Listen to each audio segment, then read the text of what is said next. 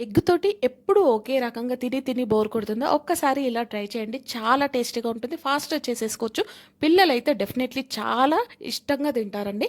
ముందు flame on చేసేసుకొని కడాయి పెట్టుకున్న తర్వాత ఆయిల్ వేసేసుకొని ఆవాలు, జీలకర్ర, సాయం మినపప్పు, ఒక పెద్ద ఉల్లిపాయ సన్నగా కట్ చేసి వేసుకోవాలి. కొద్దిగా మగ్గనివ్వాలి, ఎక్కువ అక్కర్లేదు.